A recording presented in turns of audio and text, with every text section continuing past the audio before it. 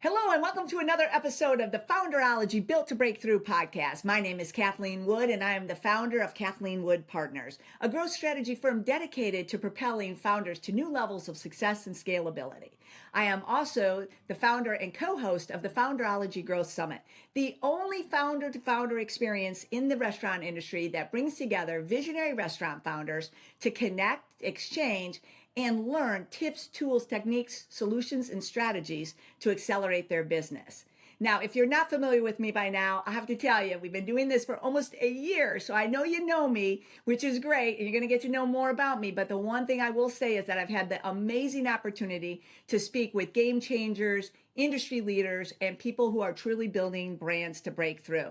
And today, I'm very happy to bring back a guest that's already been on the show once. We're bringing her back again so that we could do our end of the year review and 2026 preview. So please join me in welcoming Cherryh Cansler, the publisher of FastCasual.com, vice president of events for Networld Media Group, and the co-host of the #1 podcast for all of the restaurant and food service industry, Fast Casual Nation, with our podcast slowly coming up behind them.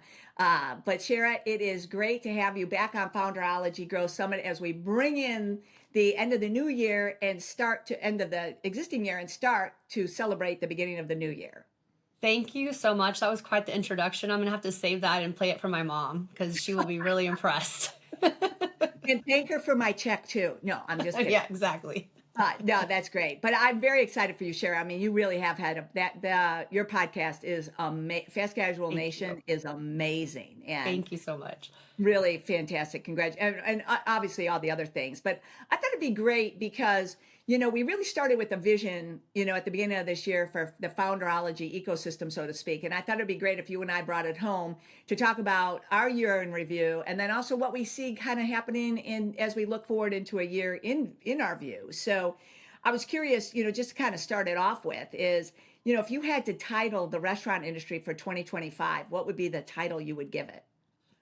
Oh, there's been a lot of ups and downs this year, but I would say it's the year of augmentation, not total automation. And I say that just because while the industry was already buzzing about tech this past year, operators, I think, really realized that tech's greatest value is not replacing people or taking jobs, but it's empowering them. So we're using AI and kiosks and predictive analytics not to totally cause a massive labor disruption, but it's augmenting, changing the workforce, making leaner teams more efficient, and allowing people to get out there away from behind the counter, behind the tech, and talk to the customers and bring back that hospitality.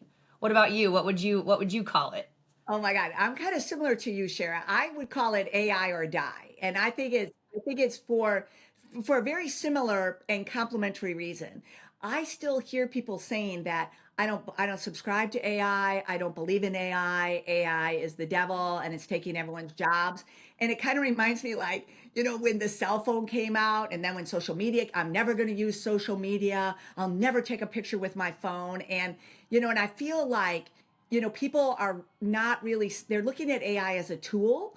And to your point, not looking at it as a solution to create more efficiency and effectiveness. So at a certain point, it's not, I totally agree. It's not there to replace anybody, but holy shoot, it can make you much more efficient, much more effective, and take care of some of those things that would make you much more profitable too as an operator if you would use it for augmenting.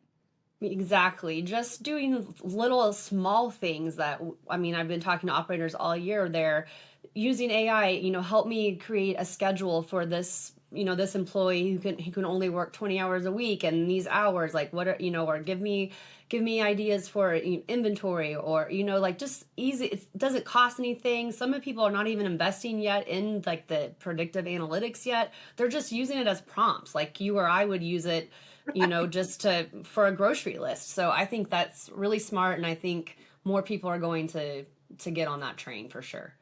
Yeah, I totally think that too. When you think back about this year, what surprised you the most this year, whether it was in the industry or even some of the work that we've been doing with founders?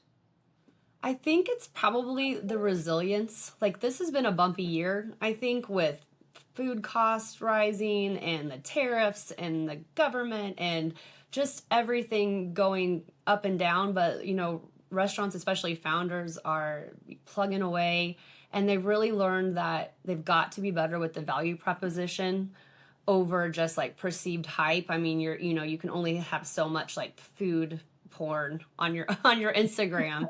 You have to show your customers, the value, especially on these economic pressures. So I think that kind of surprised me that it clicked this year. Yeah, and I should probably tell everyone that you and I, we know the questions, but we do not know our answers. So I think this is going to be fascinating as we continue to go forward. Because, when I think about this year, I think one of the things that I think continues to surprise me is what you're saying, like with the tariffs and all of the dynamics of the marketplace. But I think it's been this underestimation of how fast everything is moving. This has been a very fast moving year on a lot of different levels. And I really believe that there are still, the people that understand that it's moving fast are the beneficiaries, the people that are still trying to do it like, I did it like this in 2019 before COVID, or I did it like this a couple of years ago. That ship is sailing very, very fast right now. And if you're not picking up your speed to keep up with it, you're getting left behind faster than you ever have been before. Yeah, and I think this is actually a really good opportunity for founders, for smaller brands, founder-led brands to shine through, because when you're small, you can pivot quickly. I mean, we've seen what's happened with I never thought Chipotle would be where they are, not doing great. They're losing it. Starbucks losing. But now we have these smaller brands who are able to adjust. Like one example that I thought was really cool this year was Ziggy's Coffee. They came out with their dirty soda line within like 30 days of their founder wanting to launch that with their marketing person, and they are killing it. And a big brand, would not be able to pull that off.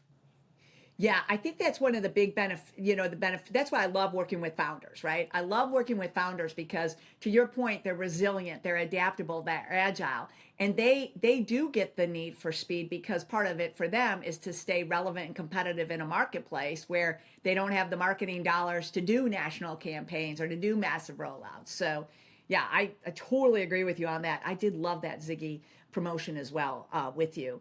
When you think about 2025, what do you think some of the biggest shifts you saw, whether it be in labor, technology, or the guest experience? Well, I think, as in every year, turnover is a huge deal in the restaurant industry, but I think it's becoming a more expensive problem. So operators are getting better at cross training. They're helping to define the career path. They're trying to keep people. They're trying to find people who aren't just using this as a after school job, right? They're trying to make a path for the future. Most larger restaurant brands now have that on their website, and I think founders are smart if they start out like that. I think technology is we're moving into integration. So like we talked about earlier, 1/3 of operators are using AI. So, they're looking at dynamic pricing, personalized marketing, efficiency gains in the back of the house. So I feel like the tech stack is finally consolidating. I mean, it used to be like they would joke about tablet hell, like nothing connected. And I Yeah, think things are finally yeah. connecting. But what are you seeing with your clients?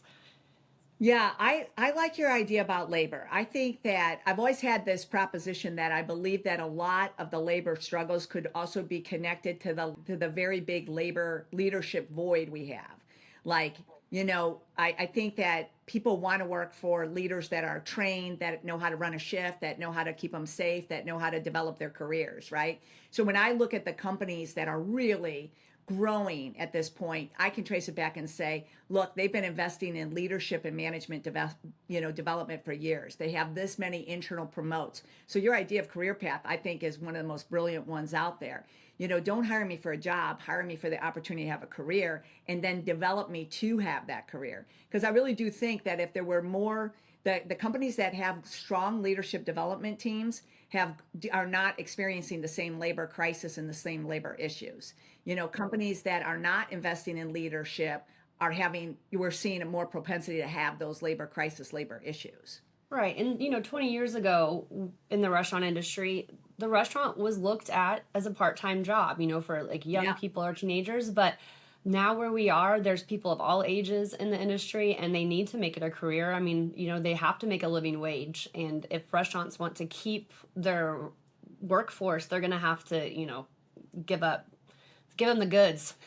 Well, yeah, and again, this is where I think technology is a big friend because what used to take months to develop a training manual or steps of service or a management workshop, now you could, thanks to AI and all the great tech that's out there, I can use real-time data out of my POS system or out of Ovation or Excel or any one of the other metrics that I can use, and I can craft training programs and development programs within, hours, days that I could help everyone improve their performance. Yeah. So I mean, I it's also think easy. You that's where could just say, technology, develop me a training program, and then you can take it and play with it and change the prompts. And I think people are kind of scared, but I feel like if you just dive in and start playing with it, you get addicted and you find out all these great stuff that it can do.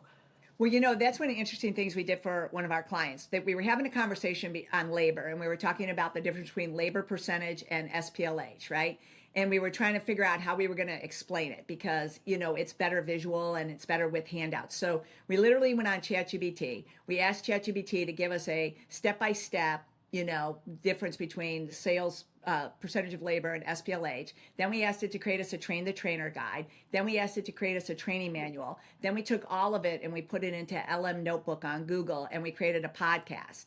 So within an hour, we had everything we had. And then the best part about that was they were able to send out all those different formats. So if I was a listener, I had my podcast. If I was a reader, if I needed to do visual work, I had it.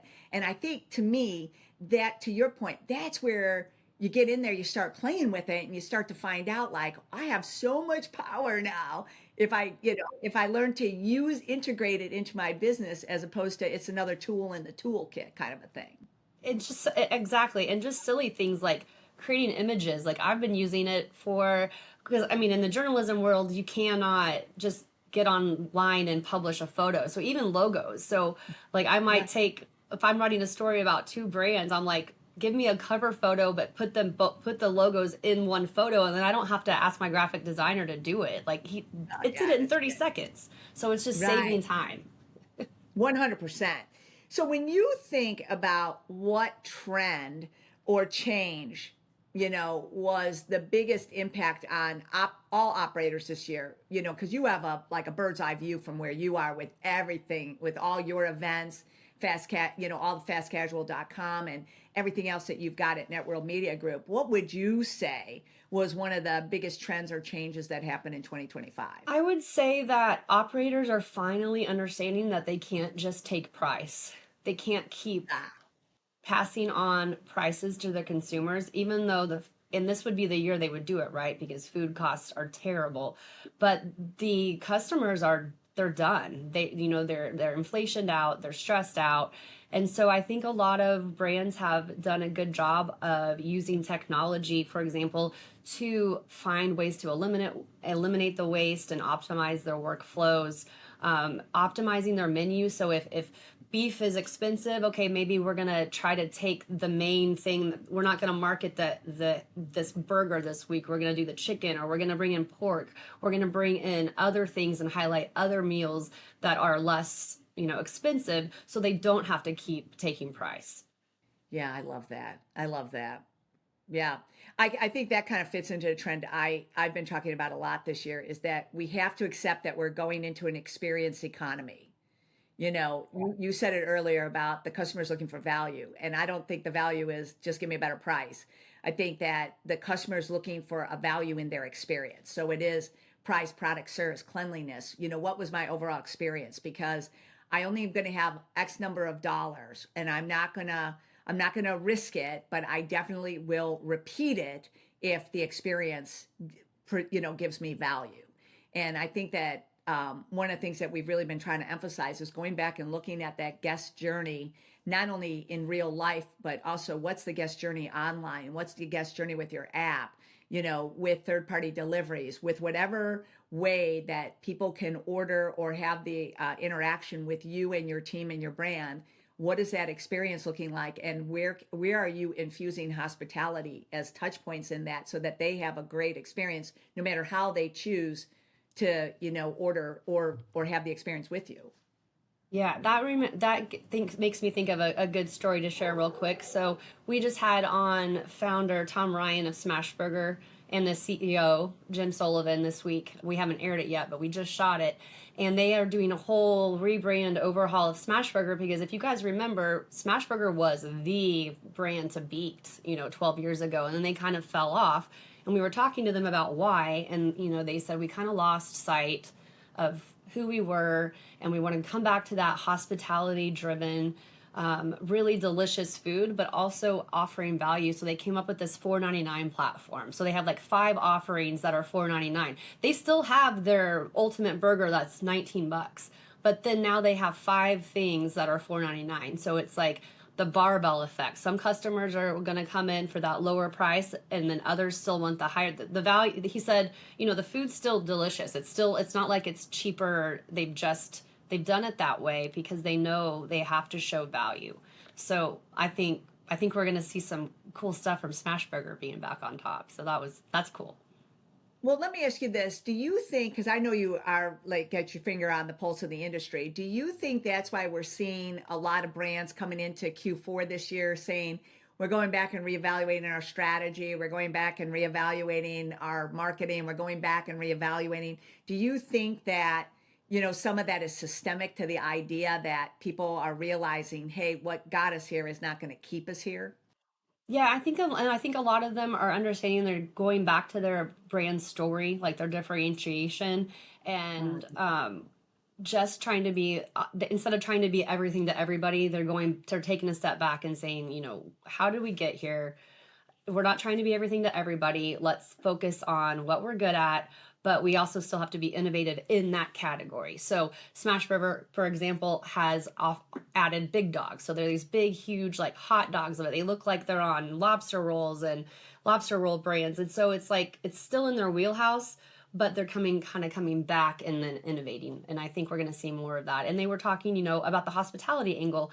So they said their dining rooms have kind of lacked luster in the past few years, and they're really doubling down on that hospitality because people don't just want their food, and they want the experience too. So they want to be able to give them the kiosks and quick if they want to get in and out, but they want to have that really great, that third place where you can hang out. And I think we're going to see a resurgence of that too, a more focused on hospitality. Are you Yeah, seeing the same? I am. I just hospitality, unfortunately or fortunately, the bar is not very high in a lot of places. Like if we go out to the restaurant industry, I could pick several other industries where the bar is very extremely low, and like literally you just have to walk over it. So what I love about it is it's one thing that we can all control, and it's one thing that we can all deliver, and it's one thing that we all know what great hospitality is, right? So, and it doesn't mean that you have to have an extraordinary budget. To say please and thank you does not cost any more than, clapping does for, or recognizing the customer when they come in for the 5th time. So I love this idea of kind of going back to that experience, but going back to the experience, not for the technical aspects of it, as much as going back to that experience to how do we infuse hospitality? Because I do think today's consumer is also looking for a break. They're under a lot of stress. Everybody's under, yeah, there's stress. There's a lot going on. It's a very dynamic market. So if I could go somewhere where somebody smiles and serves me great food and it's in a clean place, oh my gosh, that could be like a Yeah. quantum leap competitive And you don't have advantage. to feel like a burden for asking for what you want. Right. My son is 15, and he's so funny. We don't even do the McDonald's drive-through anymore. He has me drive him up there, and he goes in to use the kiosks because he wants to personalize everything so much, but he doesn't want to be a pain in the ass to people working there. So he Yeah. sits there at the kiosk and he gets everything perfect, and he's just happy as a clam because he didn't have to Yeah. talk to a human, and Right. he didn't have to be a burden. And so, but other people hate the kiosk. So it's like Right. you have to have all the avenues of ordering. So Yeah. I think that's the definition of hospitality now, is meeting the customer wherever they want to order, whether it's phone, apps, kiosk, phone, whatever. Yeah. and having that same attention to detail in delivering the experience, no matter how they select it. Right. And I think that's how you're gonna. That's how, to your point, I think that's how people are gonna win. Well, I've been, of course, we've changed roles really, right? Because usually you're the one asking questions, and then I'm usually the one asking it. So should we flip roles for a minute? Do you have any questions for me? Yes, I want to know because you work with all these founders, and so I think you really have the pulse when it comes to that. But what are you seeing when it comes to founders and like showing the power of their clarity, their alignment, their leadership? What is making a good leader these days? Because it changes. I think it changes a lot, and I think it's Yeah. different than what it used to be. Well, first and foremost on that, I want to say thank you to you and the whole Networld Media Group for our partnership this year, because that's really where I'm going to lean in on this. When we started having our conversations, we were talking about, what could we do together? You have this high passion at Networld Media Group to provide people with practical, real world solutions, real world tips and techniques that help people be better as a person, as their team, as their concept. And I'm on the same path saying, hey, I want to work with founders because I want to help them be better, their teams, and make their path, accelerate their path. And I think when we started having our conversations about Founderology, we've kind of built this whole ecosystem now, right? So we have the Founderology Growth Summit, which I know we'll talk about, but we also have the Founderology podcast, the Founderology Forum, the Founderology Collaborative that you and I just started, where we bring people together every month for like a group mastermind. And I think all of that ecosystem speaks to what I think great founders are doing. And what they're doing is they're leveraging their networks now. They're getting out of trying to do it alone, and they're getting into, I want to do it with others. I want to do collabs with menus. I want to do collabs with other founders. I want to build my network because, it's rough sledding out there. So to continue to try to do it by yourself and think you have to have every answer to every single thing coming down the pipeline, it could be incredibly challenging and overwhelming. And even for the most resilient founders who think they can do everything, including myself, the power of partnership, really is, I think, one of the most profound things that a founder can do. And I saw this year that founders that had attended the Founders Growth Summit last year, they started building their own community. You and I are seeing it with the Founders Collab. They're all, we've got people coming together and they're all talking to each other about their issues, their challenges, their opportunities, but they're willing to share because everyone's trying to lift each other up. So I think when I think about founders really exemplifying great leadership this year, I'm going to take it back to the fact that it was the founders that broke out of their comfort zone, broke out of being that solo entrepreneur, and really went out and built a network to help them increase their net worth. Yeah, I would agree. It's almost like they shifted from being the chief doer to the chief visionary person. So it's like trying to figure out how to empower other people within the organization to run some of the operations. So the founder can be like focused on the brand evolution and culture, because we know that if you have a crappy culture, you're not going to be able to keep employees, and then it all falls down from there. So let me ask you this. It's kind of a Right. little self-serving, but Yeah. why do you think the Founderology Summit is the Okay. best way to launch for 20? I mean, what can, like, in 2026? I mean, to me, there's nothing you can do Yeah. better than to attend the Yeah. summit. So what do you think? Why? Well, thank you for that, Shara. And obviously, I'm incredibly biased. However, this is what I really do want to say. I think that there is that model that says the way to increase your net worth is to increase your network. And one of the things I find most fascinating after working with founders for 20 years, and I am a founder too, so I have many of these same characteristics. But founders are great because when they see something like, oh my God, that's going to help me. And they will instinctively, impulsively buy. They won't even look at the price. Oh, that's technology and so is using it. I don't even know what it means, but we're going to get it. Oh, that piece of equipment. Oh, we're going to do that. Oh, that product, we're going to do that. And there's no thought about the budget or can we afford it? Or should I do more research? Because instinctively, founders kind of know these things. Yeah. But the interesting thing is, and I can be guilty of it at times too, is for all of that instinctual and impulsiveness around those things that will immediately help our business, it's not the same on what will immediately help me. be a better leader, be a better founder, and help me accelerate my business. And then it's like, whoa, whoa, whoa, I don't know if I have the time or money for that. Well, you just spent all that money on ads for social media that got you nothing. And now, now we're talking about coming to a place with 125 visionary, like-minded founders who are like you, who are growing like you, listening to 15 or 20 founders who have been there, done that, sharing their playbook with you, leaving with a accelerator plan for not only your business, but for your team and for your financial future.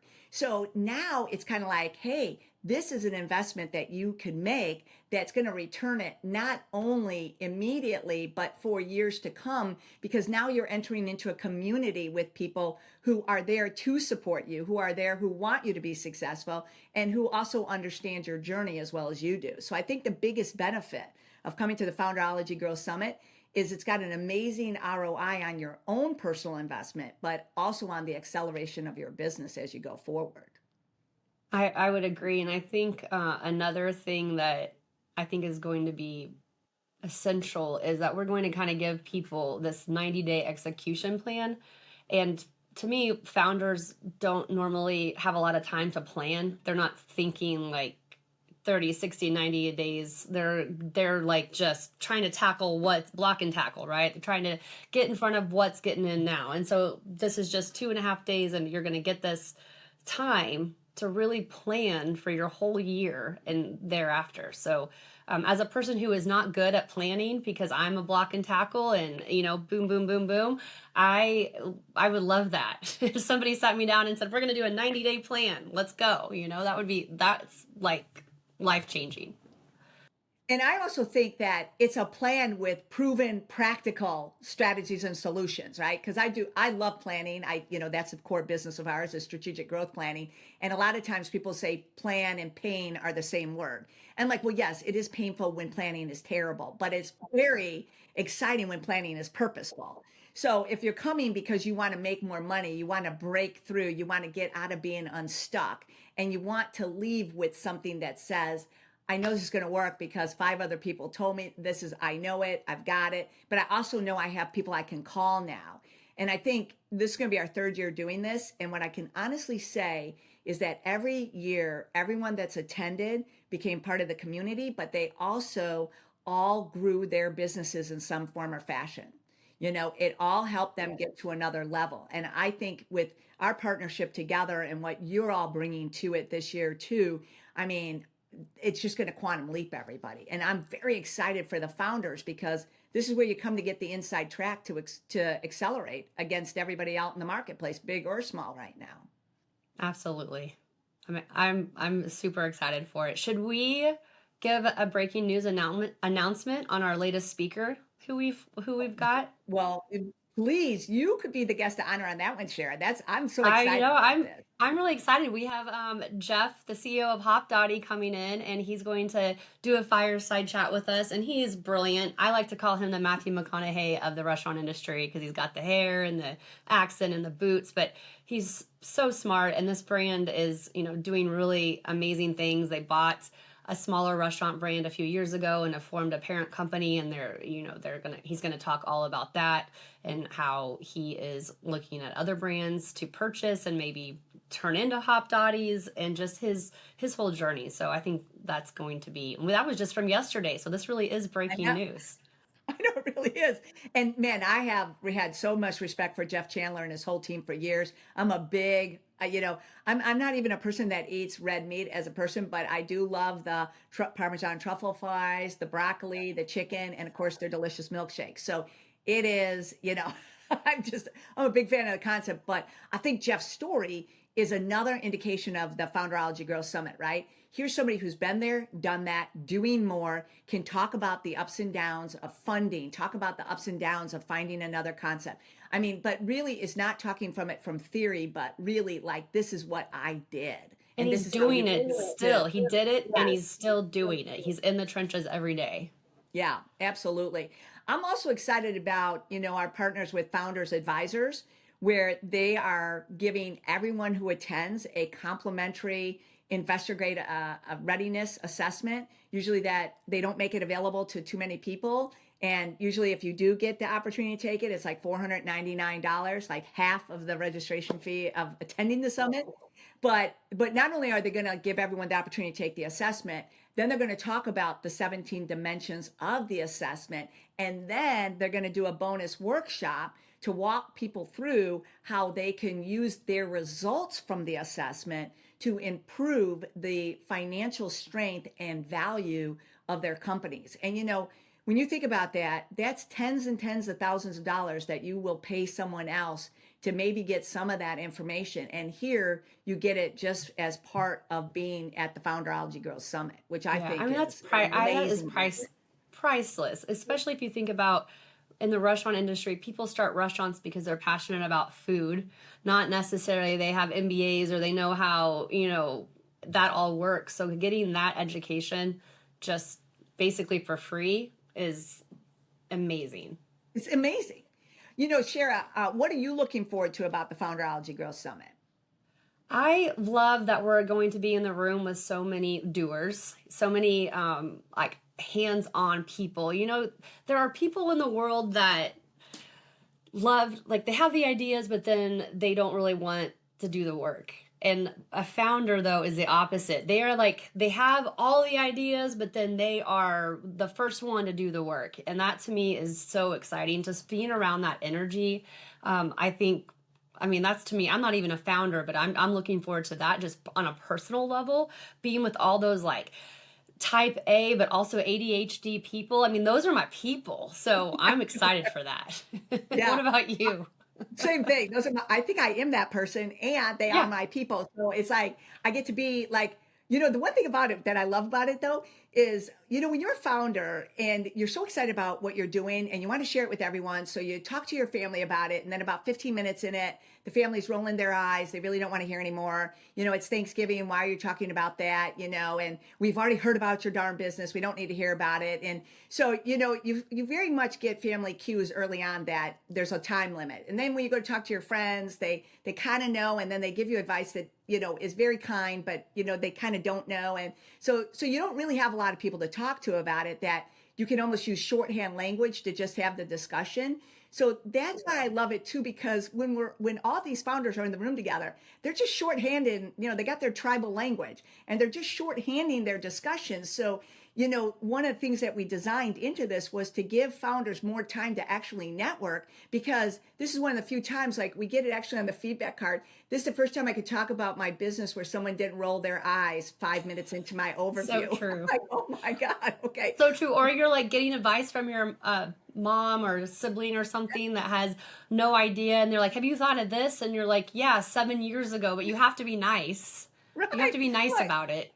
Right. And you're smiling and your face is about to break. Yeah. So Yeah. that's what I just love that. I love that for the founders that attend, but I also love being in the mix of it like you too, because it's really magical when, because a lot of founders go to very, very big conferences and they may run into one or two founders, but the rest of the time, they are really like salmon swimming up the stream here. But in this founder experience, they are together as, together talking about, and it doesn't, and they're not really competing with each other because they're all on a path to want to grow.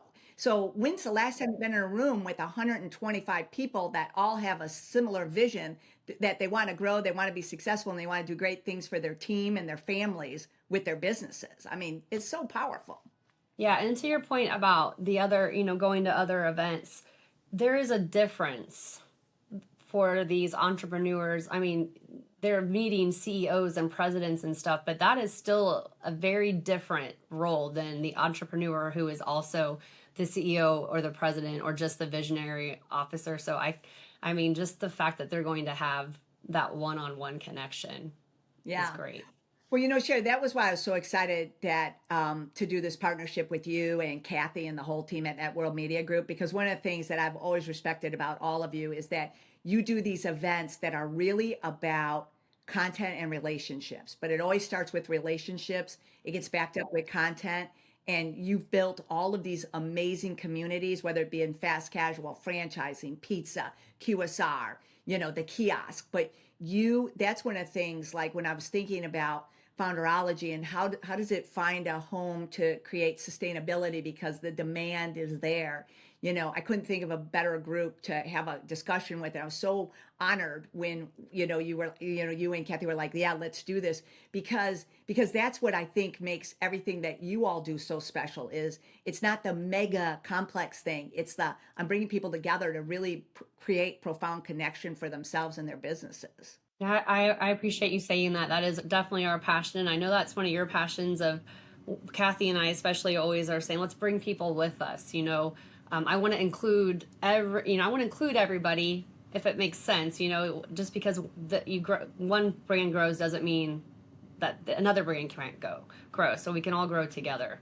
So, I mean, we're going to be kumbayaing it up at the Founderology Summit. I can't wait. I can't wait. So, in looking ahead to 2026, what do you think, if you looked at 2026, what shifts or what actions do you think are going to make it a breakthrough year for people?